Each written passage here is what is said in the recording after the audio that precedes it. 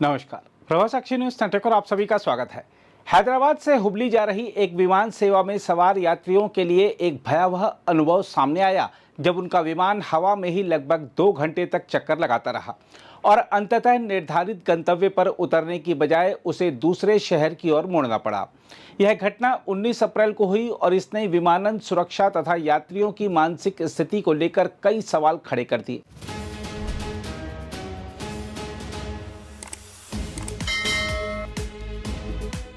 हम आपको बता दें कि यह विमान हैदराबाद के राजीव गांधी अंतर्राष्ट्रीय हवाई अड्डे से दोपहर लगभग 3:14 पर उड़ा था और इसे शाम 4:30 तक हुबली पहुंचना था।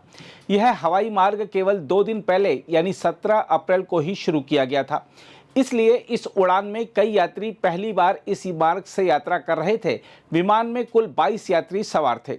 जब विमान हुबली के नजदीक पहुंचा तब खराब मौसम की स्थिति के कारण उसे उतरने की अनुमति नहीं मिल सकी। इसके बाद विमान ने लगभग 4:15 से लेकर 6:15 तक हुबली के ऊपर हवा में चक्कर लगाए। इस दौरान विमान में हलचल और झटकों का अनुभव हुआ जिससे यात्रियों में घबराहट फैल गई। यात्रियों द्वारा बनाए गए कुछ वीडियो सोशल मीडिया पर सामने आए हैं जिनमें लोग रोते और प्रार्थना करते हुए नजर आ रहे हैं।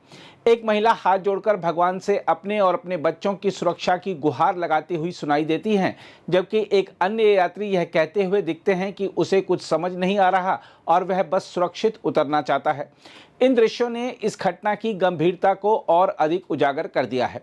प्रारंभिक जानकारी में यह आशंका जताई गई थी कि विमान में कोई तकनीकी खराबी आ गई थी, क्योंकि इतने लंबे समय तक हवा में चक्कर लगाना सामान्य स्थिति नहीं मानी जाती। हालांकि विमान सेवा कंपनी ने इन दावों को खारिज करते हुए कहा कि पूरी स्थिति केवल खराब मौसम के कारण उत्पन्न हुई थी और इसमें किसी प्रकार की तकनीकी समस्या नहीं थी।